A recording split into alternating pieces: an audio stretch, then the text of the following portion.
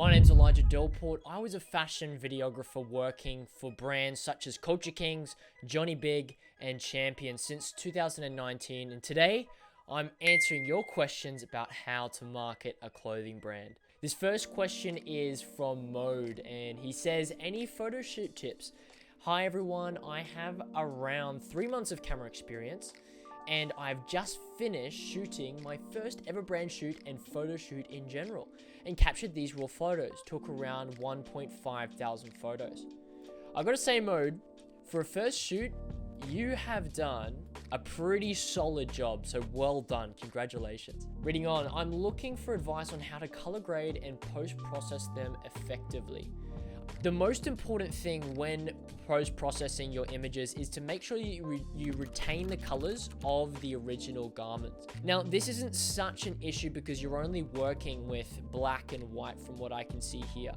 But this will be an issue going forward if you're doing some more colors or your prints have some color in them. It's that when people see the products on your Instagram page or on the store page, you want it to look most accurate to how it does in real life. And so for that reason, I would say, especially at the checkout or on the product pages themselves, go for less creative liberty and more for realism in the way that you process your photos and you color grade your images. The second thing that's most important is skin tones. And so I think you've pretty well left these images without too much color grading on them, and I think that's just fine.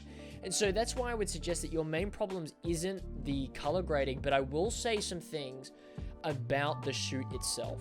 First of all, you want to get some more diversity with your shots. Now, it may just be because these are the only shots that you've shown us, these three, but what I want to see is not only wides of the people and the garments, I want to see close-ups of the garments themselves featuring the major details. So particularly this print on the side.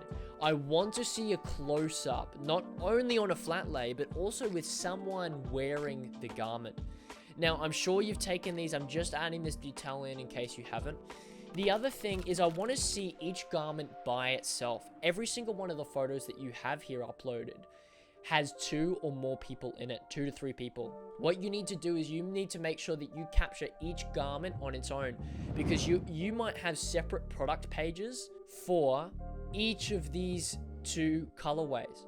Now, maybe they're the same colorway on the same page. I don't know how you're going to present it, but either way, I want to know that they are definitely separate products and you show them as such, so that when I pick white or black, I can see this is what the white looks like and this is what the black looks like, and I'm very sure that this is the product that I am purchasing.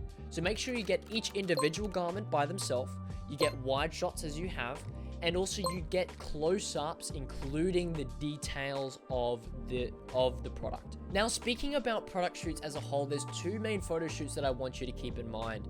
There are the product page photos and there are the social media photos. Now, these are different and they have 2 different purposes. If I can see anything here, it looks to me like these are more product page photos. You might upload some of them to Instagram, but they appear as though they belong on the product page because they lack a lot of interest, they lack storytelling, they're just displaying the product.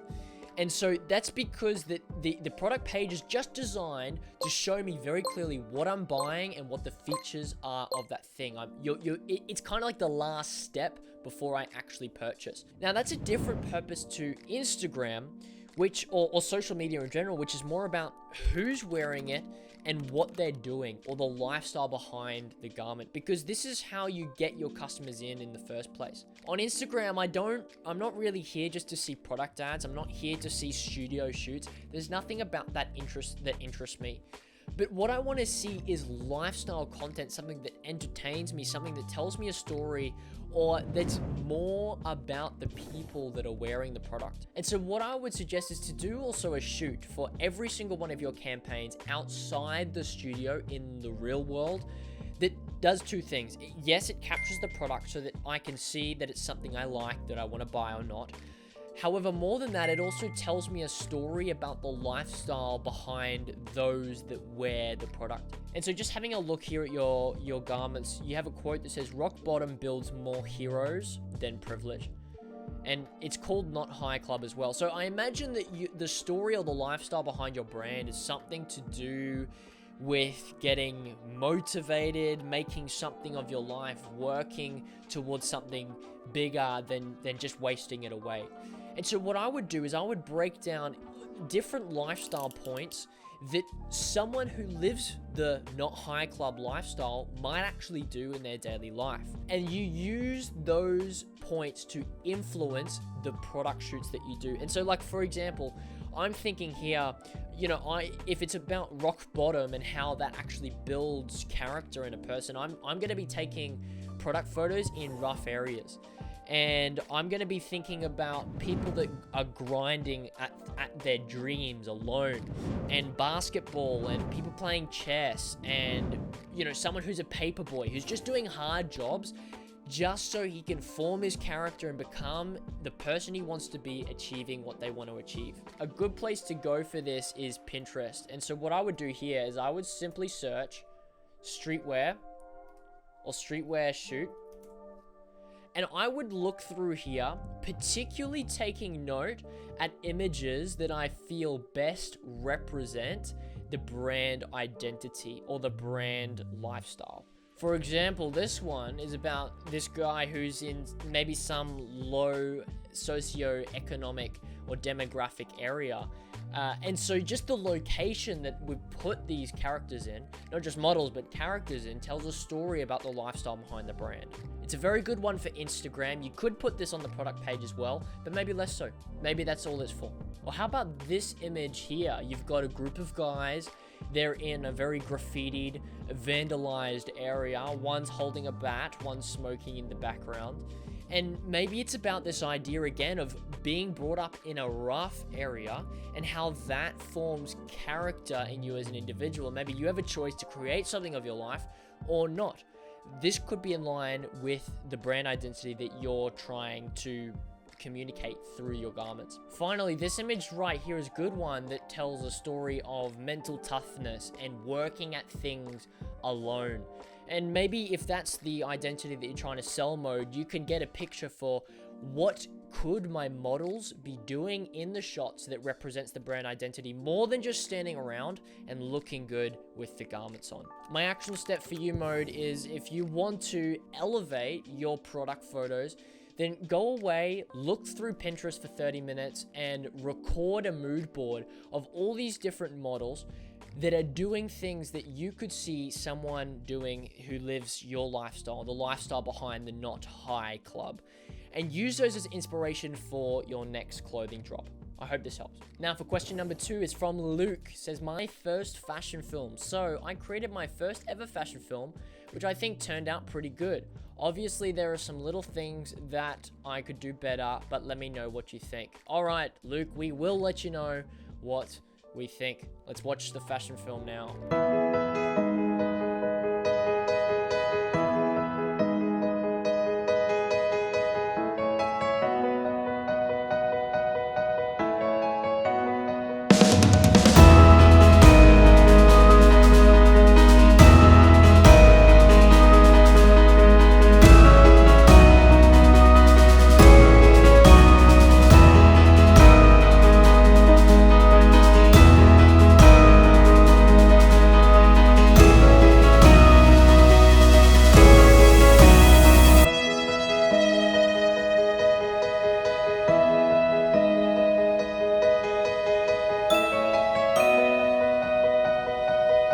Done a good job. I mean, it looks beautiful. I can see that you actually have some skills in filmmaking, and that's going to serve you very well in creating a clothing brand. The first thing that I'll say that's the most distracting is the aspect ratio. Now, I would ask yourself, are you making short films for TV, for the movies? Are you creating short films for YouTube, or is it for Instagram and TikTok?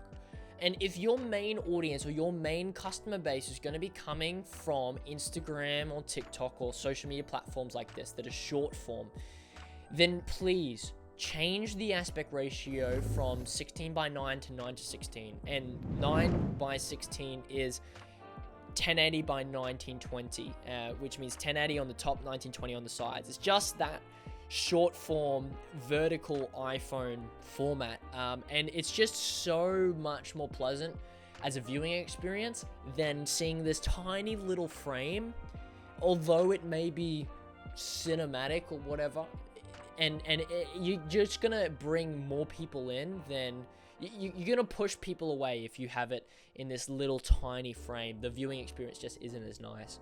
The other thing is it starts quite slow. So I don't really care about who's making this video yet because you haven't really given me any value. And so for you to have your name at the beginning, and I say this in love, it's a very bold thing to do. It's to suggest that I'm putting my name here because you've seen my name around and you really care about this brand.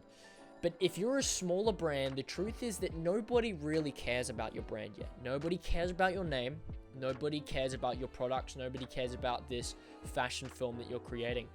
So just make them care in the beginning by forgetting the name, leave that to the end, and just start by giving them value. Focus on a really good hook that's actually going to bring in your audience. You might see brands like Nike putting their name in the beginning, and even I don't even think they do. But the reason why larger brands can do it, if ever, is because it is a hook in and of itself to have their name in the beginning, because they've already created a sort of relational equity with their audience. They know what to expect when Nike puts something out or when Supreme puts something out. They don't yet for your brand, Luke. And so keep that to the end. The other thing I notice is that you've spent an awfully long time on the car in the beginning. You've got 1, 2, 3, 4, 5 shots just dedicated to this kid looking at the car in the book. It's like 10 seconds of footage about it. I get it after the first 2. Like, he likes the car, he wants the car, that's his desire, he wants to buy it. You don't need 10 or 15 seconds to do that, and you've already lost me. And so my encouragement is to make every single shot advance the story in some way. We want to learn something else about the story, about the character in every single second of the film. And if you don't have that, you will simply lose people. I predict that you did lose a lot of people because you focused so long on that car. I also noticed that you focused a lot more on the aesthetic quality of your film rather than the storytelling quality. And I would suggest switching that. You might have heard of Walter Murch's Rule of 6, and it basically outlines the 6 most important things in every film ever made. And these are the 6 things in order that you should be focusing on and thinking about. And they go like this. Number 1 is emotion, 51% of the importance. Number 2 is story, is 23% of the importance. 3, rhythm, which is 10% of the importance. Rhythm being the pacing, where you cut and how it feels to watch. Number 4, eye trace, and that is to do with where you're guiding my eye to look. Where is the subject placed in the frame? Number 5, two-dimensional plane of screen. That's to do with composition, where things are placed left and right, up and down. And then 6 is three-dimensional space of action, which is to do with depth. Is there things closer to the camera? Is there things further away? Both of those things are compositional factors. Now, you've focused a lot on the aesthetic, but I guarantee that you would have done a much better job creating a film if you had focused on number 1, emotion. How do I feel walking away from this? Do I feel something for the kid, for the characters?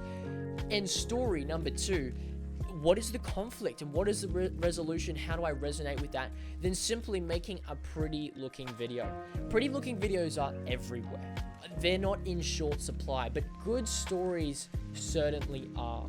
And so do a good job at creating a short story, and I promise your film will have a lot more impact than it is currently. If I could briefly provide a suggestion for how I would mold this story, it would be something like this. Keeping, by the way, the basis of this kid that wants something and is working hard for it. Number 1, the first shot, it would be the kid. Maybe a close-up of his eyes. I don't want to show too much of the character. I want to make the viewer intrigued and wonder, what are we looking at? Who is this? And what do they want? That's answered in shot 2 when we see the car. Just one shot. And having these next to each other means we see the kid and then we see what he's looking at, and we immediately can make the connection that he wants the car in the book. And then shots 3 to 6 would be different scenes of the kid working hard for the car. Is he mowing lawns? Is he dropping off papers? Is he working on his laptop? Is he waking up early? Things like this. Each of these just tell a little story, a little part of the story in one shot. And this way we can see we've got a character, we know what he wants, and we know he's working hard for it. And then what I would do is finally, in the final shot of the film, I would just cut to black with the sound of the car that he was looking at in the beginning. And that sound also initiates and prompts the title to come in, which is either your brand name or this little quote that you have at the end. And I think that is a stronger story that really tells something about this brand, who it's for. He can be wearing your brand all throughout the film, but you don't need to focus on the product too much because it's more about the story and who is wearing the product. That's my suggestion. I hope this helps. And by the way, if you're wondering, where can I ask Elijah a question? There's a link in the description to join a community of brand owners who are asking questions and getting answers absolutely for free. You can click that now, you can join, and who knows, you might be in a future episode of these Q&As where I'm answering your questions. We've got one more question, and that is from Maven. He asked about TikTok content. I've seen lots of streetwear brands on TikTok that post the same type of content where they simply present them wearing the brand. Has anyone got any ideas of how to make authentic content that doesn't highlight their brand clothes as much, or any examples? Great question, Maven. First of all, I want to say you are on the right track. Nowadays, it's less about the products you're creating and more about why you're creating them, who's wearing them, and the story behind them. And so you thinking about how to create content that isn't so much about the product, but more about the identity is spot on. So well done. What I'll say is this: creating lifestyle content starts with defining the lifestyle. And if you can do that very well, then what you actually create becomes super clear. And so I always like to say, if there's one question that I believe will help you define the lifestyle behind your brand, it's this: who is the one person that best embodies your clothing brand? Think about what the ideal scenario is for someone wearing your products. What do they do? What do their daily lives look like? What is their job? And so it's not so much about their age or their gender or their marital status, but more about what they believe, what they value, and what they do. Now, if you have that person in mind, you can then ask yourself, what kind of content does that person already consume and enjoy? And so, for example, if that's someone that's really into sustainability and therefore your brand is all about sustainability too, then you might be creating content about people and their sustainability practices. And in the process, of course, they're wearing your garments, but it's not so much about the garments or the products, it's about the belief or the lifestyle behind it. Or another example, maybe the person that you have in mind is big into skateboarding. That's where they hang out on the weekends, that's what they do when they're not at work, they're at the skate park. Very simple, that I would be creating content about skaters, about their lives, about why they love skating, about their skateboards, about the artists that create these designs for the skateboards, just everything that is encapsulated by the skating lifestyle. And so if you want to create lifestyle content, it starts with defining what the lifestyle is. And if you're struggling for ideas for the content that you're creating still, then the issue is that you're probably still too broad, because you can never be too specific about your niche behind your clothing brand, only too broad. This is where the concept of finding a niche within a niche comes into play. And so there's three main buckets that a lot of clothing brands that are creating communities come under, and they are sustainability, skating, and mental health. Chances are that you listening to this have probably considered a brand, or at least been in contact with a brand that is in one of these lifestyles or niches at some point in the past. And so this is where I say creating a niche within a niche. Here's how to apply it. Let's say you're a brand for sustainability. There is so many brands that are already covering that lifestyle better than you could, longer than you have been, and have already developed more trust than you have. Patagonia just being one of them. So creating a niche within a niche brand would look like Well, we're not just going to be the brand for sustainability. We're going to be for marine sustainability, just for the sea animals and people that care about them. And now all of a sudden, your mind to what content you create is opened up, because you are talking to marine biologists and you're talking to people that love the ocean, people that help clean it up, and your content is about the animals of the ocean. The truth is, the more specific you go, it doesn't close you in, it actually opens you up. There's a great niche brand that I've covered on this channel before, and they're called Dabbling Duck. And they're building a waterfowl community just for people that love hunting waterfowls. And that is what their clothing is about. And so creating content for them is really clear and pretty straightforward, because now it's all about literally people that are going out and hunting different types of waterfowl. And you've literally got pictures of them doing it. You've got videos of them doing it, and really niche things such as the dogs and your relationship with the dog when going hunting. This is things that you would understand if you're in the waterfowl community, and also content that you couldn't come up with if it was a brand about hunting animals in general, but maybe something more specific. So if you're having trouble for content ideas that are about your lifestyle, go in further, don't broaden out. I hope that helps, Maven. And dear listener, thanks for watching this video. I very much appreciate you being here. If it was helpful in any way, please like and hit the subscribe button, because I'm creating lots more content like this that's helping clothing brands build a community of loyal customers, especially through their marketing and content creation.